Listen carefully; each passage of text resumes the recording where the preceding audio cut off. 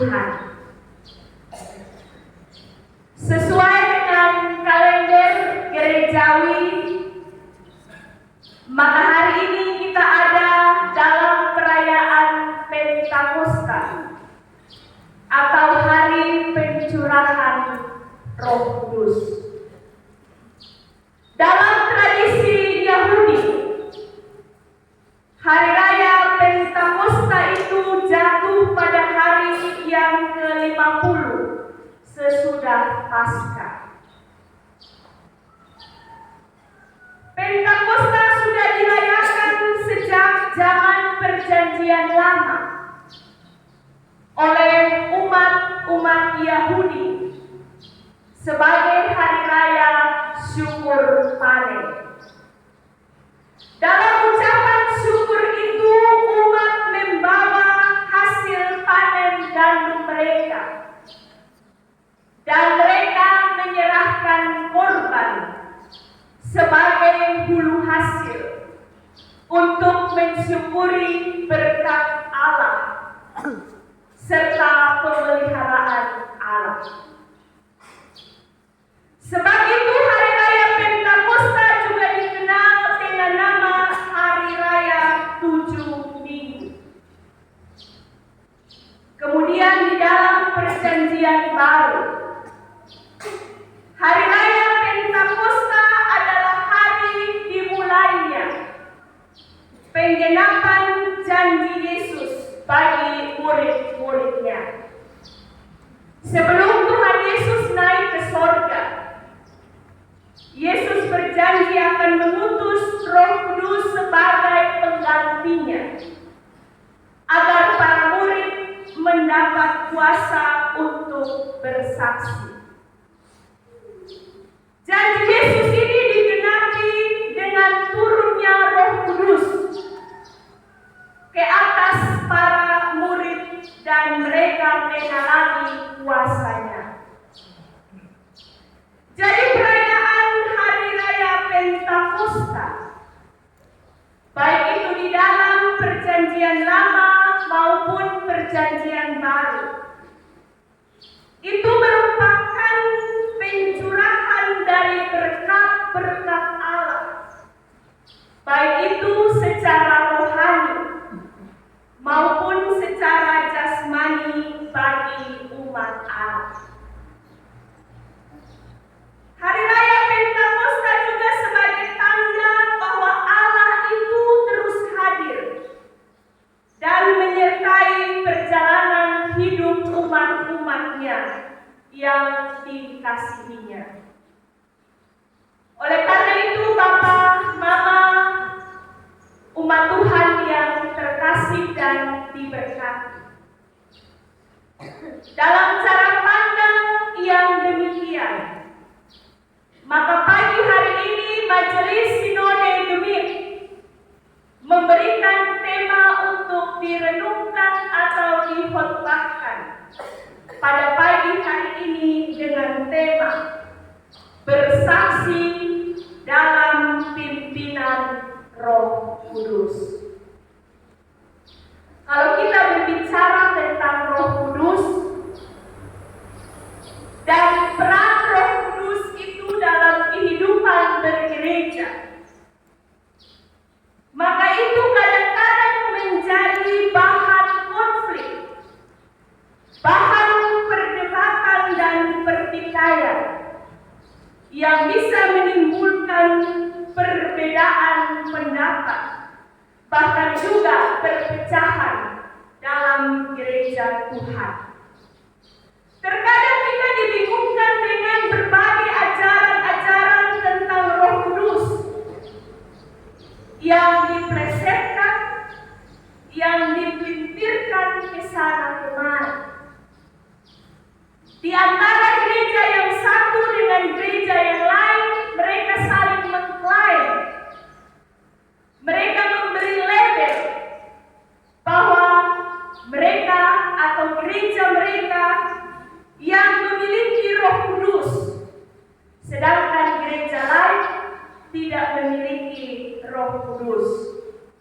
Akibatnya, bukan lagi Roh Kudus yang menguasai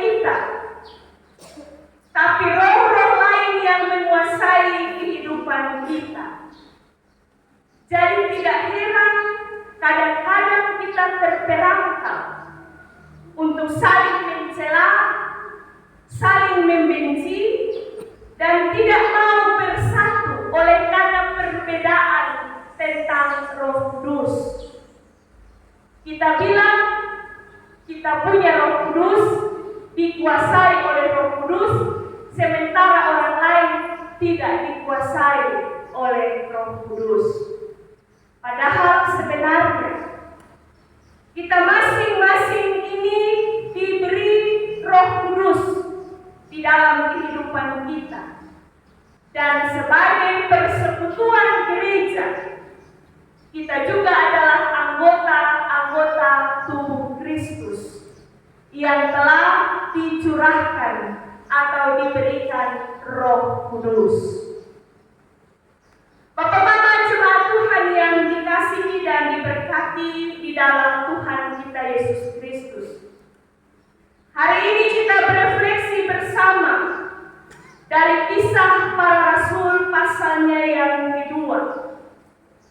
Dan di dalam bacaan kita mengungkapkan karya Roh Kudus yang menghadirkan perubahan besar dalam diri para murid pada saat itu. Karya besar ini digambarkan oleh penulis Lukas yang menulis Kisah Para Rasul sebagai suatu gerakan Roh Kudus. Dan oleh karena itu bagi Lukas kehadiran dan peran Roh Kudus itu bukan hanya sebatas sebuah konsep seperti yang dipahami oleh orang-orang Yahudi, di mana Roh Kudus atau ruah itu hanyalah sebuah percikan dari kuasa Allah. Melainkan Roh Kudus itu adalah pribadi yang memiliki daya dinamis dan konsisten. Roh Kudus itu adalah Allah sendiri. Penulis Lukas juga menunjukkan sebuah keterkaitan antara karya Roh Kudus bagi umat Yahudi dalam diri Yesus Kristus, bagi para murid, bagi gereja, dan juga bagi dunia secara keseluruhan. Roh Kudus bergumul dengan waktu dan secara konsisten tampil sebagai roh yang memberdayakan dan juga menopang orang-orang percaya berjalan menuju kerajaan Allah. Itu sebabnya di dalam teks ini mau mengingatkan kita bahwa para murid dikendalikan dan dipimpin oleh Roh Kudus, bukanlah sebaliknya para murid atau mereka yang mengendalikan Roh Kudus. Roh Kudus itu bukan remote. Jadi kalau ada yang seenaknya mengendalikan Roh Kudus seperti remote, maka menurut bacaan kita saat ini, itu adalah tindakan yang salah. Roh Kudus itu punya kuasa, dan kuasa Roh Kudus itu memberdayakan kita, bukan sebaliknya memperdaya kita. Roh Kudus itu adalah kuasa yang menghidupkan kita,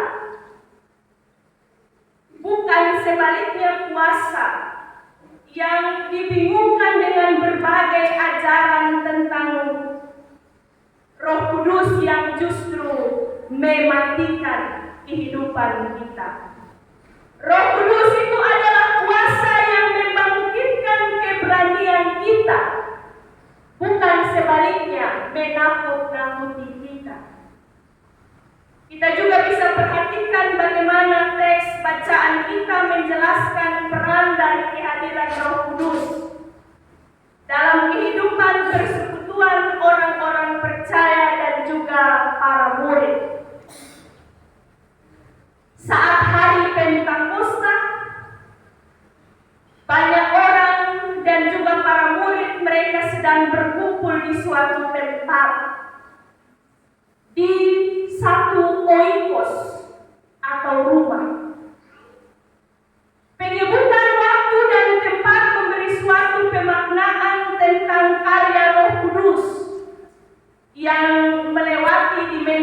waktu dan ruang. Dan inilah cara karya Roh Kudus, bahwa Roh Kudus itu roh yang bergerak dengan caranya sendiri tanpa ada yang bisa membatasi Roh Kudus, mengekang Roh Kudus, dan mengklaim bahwa Roh Kudus hanya miliknya sendiri. Roh Kudus itu memiliki dan menguasai kita, bukan sebaliknya. Kita yang menguasai atau kita yang mengekang dan kita yang membatasi Roh Kudus. Itu artinya Pentakosta bukan sebuah perayaan atau seremonial belaka. Lalu berhenti sampai di situ. Yang penting kita sudah merayakan Pentakosta atau pencurahan Roh Kudus. Tetapi lebih dalam maknanya, Pentakosta itu adanya sebuah semangat atau spirit untuk kita keluar dan bersaksi tentang Kristus dalam perbuatan ajaib Kristus Allah dalam kehidupan kita. Pentakosta bukan soal perjumpaan individu dengan Tuhan semata-mata, melainkan panggilan untuk tetap berada dalam sebuah persekutuan. Jadi kalau ada yang bilang atau ada yang bersaksi kalau dia dipenuhi oleh Roh Kudus, tetapi justru dia menjauhkan diri dari persekutuan, maka sebenarnya itu bukan pekerjaan Roh Kudus,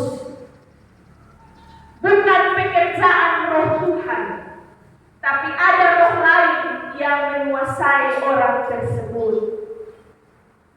Jadi kalau ada Roh Kudus, berarti tiap-tiap orang akan ada dalam sebuah persekutuan berjemaat dan bergereja. Bukan justru dia menjauh dari gereja dan persekutuan. Kalau demikian Bapak Ibu umat Tuhan yang terkasih, maka pertanyaannya bagi kita, apa dampak dari kita merayakan Pentakosta atau pencurahan Roh Kudus?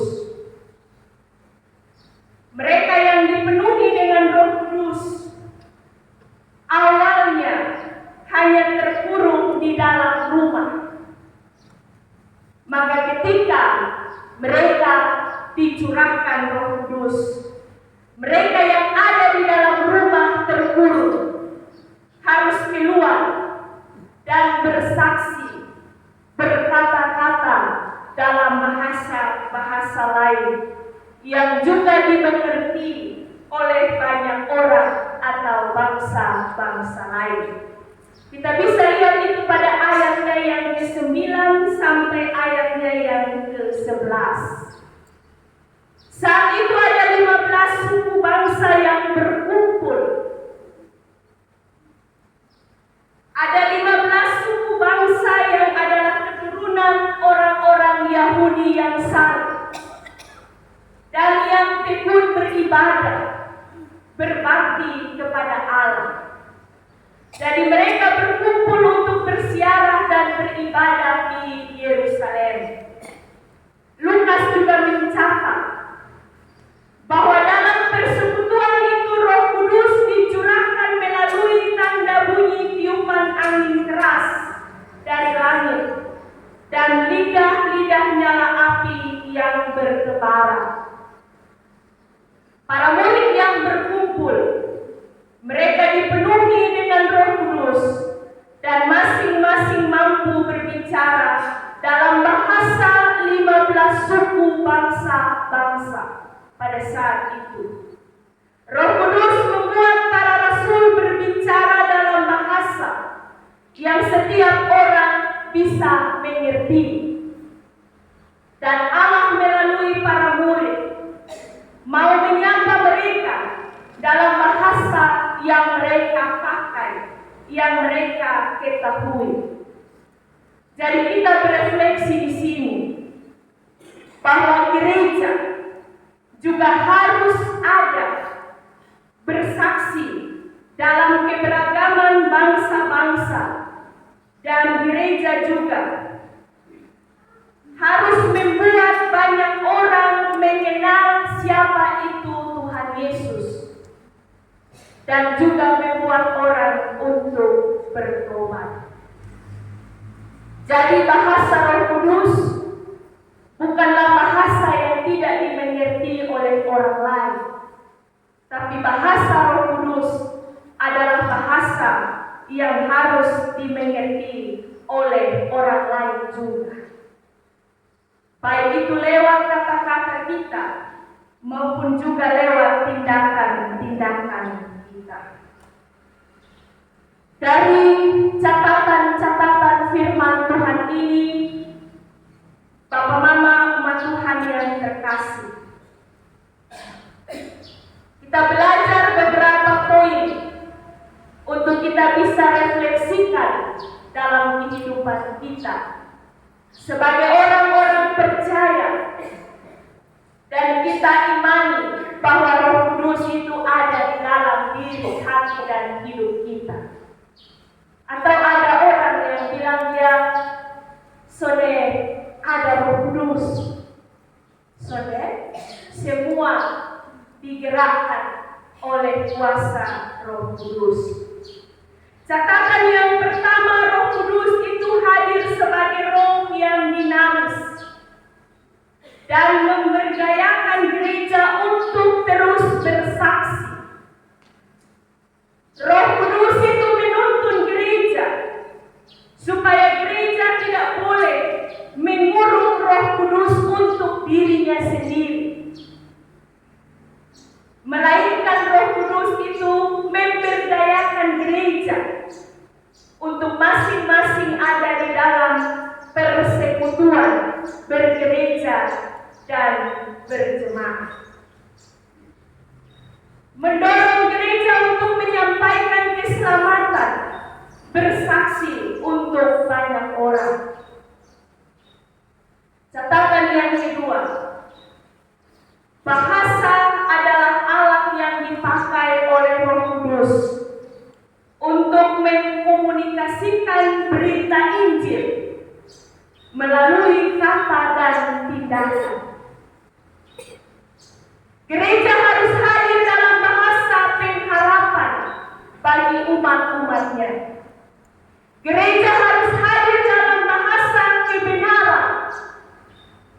Gereja harus hadir dalam bahasa yang memberikan kehidupan dan kepastian di dalam Yesus Kristus. Catatan yang ketiga, Hari Raya Pentakosta atau hari pencurahan Roh Kudus yang kita rayakan saat ini dan juga besok, itu tidak selesai sampai dengan hari ini saja dan besok dalam syukur Pentakosta. Karena kita bilang kita merayakan Pentakosta, pencurahan Roh Kudus, jadi kita hanya baik hari ini dan besok saja. Jadi kita hanya mau bersaksi hari ini dan besok saja. Hari-hari selanjutnya kita tidak lagi jadi orang-orang yang baik yang dipimpin oleh Roh Kudus, tapi sudah tahu untuk jadi orang-orang yang dipimpin oleh roh apa. Jadi Pentakosta, pencurahan Roh Kudus, itu sudah dicurahkan di dalam kehidupan kita dan harus tetap ada Roh Kudus itu di dalam kehidupan kita. Bukan saja dalam apa yang kita pahami sendiri-sendiri, tapi juga dalam apa yang orang lain juga pahami. Roh Kudus itu harus memimpin kita untuk terus bersaksi, untuk